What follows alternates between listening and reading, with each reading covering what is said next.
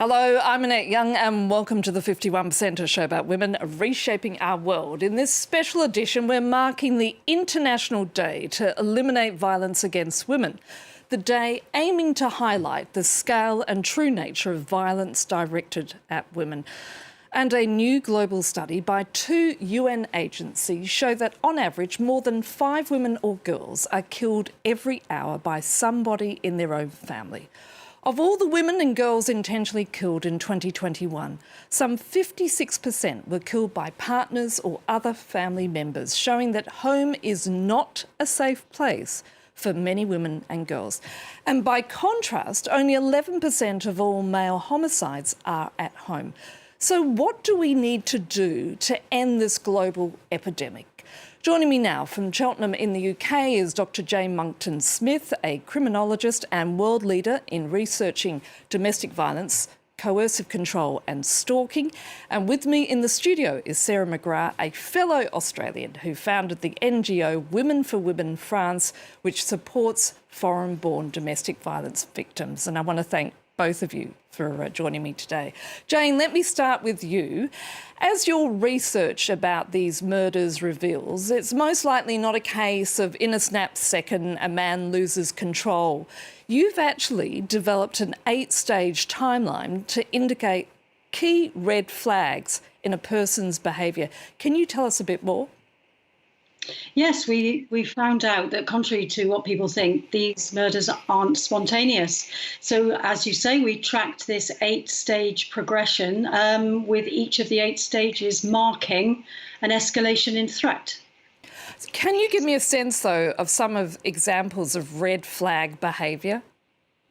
Well, there's one little cluster of behaviours that's particularly dangerous, and that is presence of controlling patterns, any kind of violence, and then a separation in the relationship that actually can raise the risk of serious harm or homicide by 900%.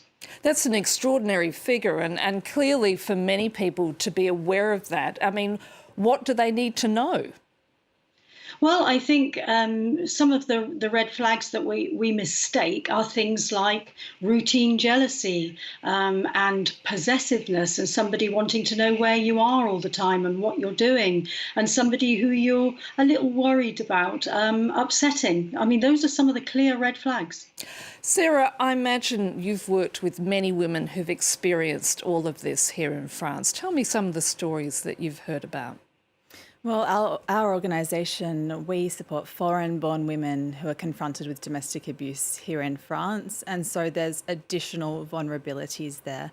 So, for instance, when we talk about visas, quite often our clients, their visas will be linked to living with a violent partner, and they can't escape.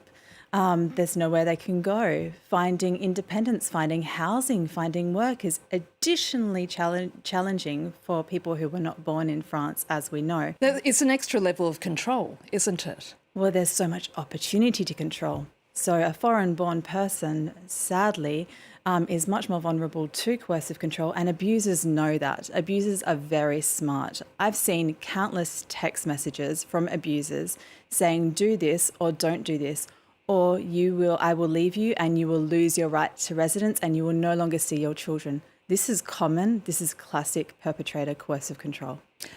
Coming back to you, Jane, as a former police officer, in your opinion, what do people in the police force, people working as social workers and others need to be aware of in terms of, seeing indicators in a person's behaviour that this clearly might mean that something bad might happen down the line? I think the first thing we need to remember is that domestic abuse isn't about the dynamic between two people. This is a person who repeats this pattern in all of their relationships. So they are a type, and we need to recognise that urgently. And then we need to start recognising how control can lead to serious harm or homicide, especially when that control is threatened or challenged, and especially, again, through separation or attempts to separate. Sarah, what is the situation here in France in regards to coercive control? In England and Wales, it's been criminalised since for the last 7 or so years. Here in France, we've just started talking about coercive control in the last maybe 2 years. So it is a recent discussion. There is political will to explore this concept and have a look to see if we can't get it into French law. And where we're very lucky in France is we do have other countries that we can learn from. So other countries that have got the legislation right or not, we can learn and we can improve on that. Let's just pause this discussion for a moment, because here in France, only 1 woman out of 10 will press charges after being raped. When they finally get the courage to do so, so very few of them see their attacker being put behind bars. And that was the case of Karine Sanzalona, who spoke to France 24's Marie Schuster. Karine Sanzalona was raped one night in October 2016. As she was walking home from work, a cab driver offered to give her a ride, telling her how unsafe it can be for a young woman in the street at night. At the time, Karine was only 19 years old. She felt vulnerable, he seemed nice. She got into the car and her life changed forever. He was a cab driver. It was late at night. I shouldn't have gotten in. I was young and I should have known better. All this time, I was saying to myself, I should have seen it coming. I thought nobody would believe me. And that's the feeling that stays with me the most.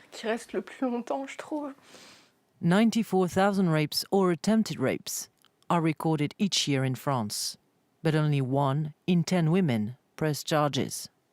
Karine was in a state of shock for 3 days before she decided to go to the police.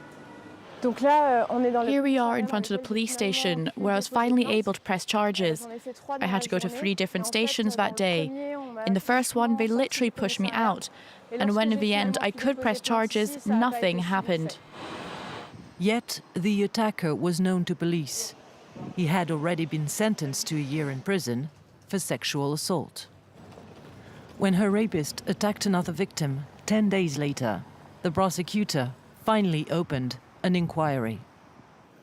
6 years later, he was sentenced to a 4-year suspended prison sentence and 2 years of so-called alternative detention, such as electronic tagging, meaning he was free to walk out of court that day. With this 4-year suspended prison sentence and 2 years of alternative detention, we felt like the court had purposely decided that this man would not spend 1 day in prison. Because he's got a job, he's an entrepreneur. Because placing him in detention would have delayed his psychiatric treatment that he had started years before. And also because prisons here are full. Et puis surtout, les prisons sont pleines. The most recent studies show that in France, only 6 out of 1,000 attackers are found guilty. Karine, now 25, continues to fight for justice and is hoping for a different outcome from a second trial, which will not take place before 2024. And watching that report with me is Dr Jane Monckton-Smith, a British criminologist and a world leader in researching femicides, coercive control and stalking. Here in the studio is Sarah McGrath, who founded the NGO Women for Women France. Jane, a question for you. That story is yet another example of the legal system failing women when it comes to cases of violence and sexual assault. But it's not just in France, it's a trend that's repeated right across the world, isn't it? Absolutely, it's right across the world. We've got terrible problems here in the UK with prosecuting rape, and I do not believe that it's because rape is difficult to prosecute. It's because the systems we have, the adversarial systems, mean that the victim gets attacked and they're already traumatized enough, and it's something that they just don't want to do, and they end up feeling like they're on trial. And it's the same case when it comes to domestic violence as well. Yes, it is. Absolutely, it is. I keep hearing that domestic abuse and rape and sexual assault are so difficult to prosecute. I don't believe that. I don't believe they're difficult to prosecute. It just seems to be when the main victims are women, it suddenly becomes difficult to prosecute because we just don't take women and offences against women seriously enough. Sarah, when it comes to the law and domestic violence, which countries are indeed leading the way? Well, any country that has coercive control and the notion of coercive control at the heart of their domestic violence laws are on the right path. We know that coercive control is present in up to 80% of domestic abuse cases. So it's a really important concept to get into legislation. So we've got Scotland, which is quite internationally considered one of the better legislations, quite protectorous, as we say in French, and Australia has followed suit. And recently, there's been a few states in Australia who have criminalised coercive control, and the majority of countries in the UK as well. And violence against women is part of a broader cultural systemic failure in the way societies view women. I'd like to ask you both, starting with Jane, how do we effectively rewire cultural attitudes? As a criminologist, I know that the best way to stop perpetrators is the surety that they know they will be held to account. Sarah, it's really about shifting the burden or flipping the script, isn't it? Because there's so much emphasis put on the victims, but hardly any emphasis put on behaviour of those perpetrators. Yes, victims, as soon as they find the courage to come forward, straight away they are hit again with the ignorance of our societies that say, why didn't you leave? Why didn't you do that? Oh, I would never accept that. And they receive all this sort of commentary. But we're not talking about the cause of domestic abuse. The cause of domestic abuse is what? It's men. The majority of the time, it's men. So for us to shift attitudes, we need men to join us on this journey.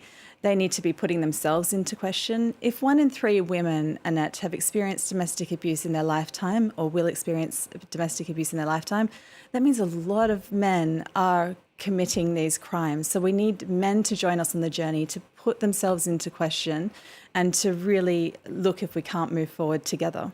Sarah, thank you. And Jane Monckton-Smith in the UK, thank you as well. And that's it for the special edition. You can keep up with the 51% on Facebook, Instagram or Twitter. Plus, you can catch our previous programs on the France 24 website. So until our next show, bye for now.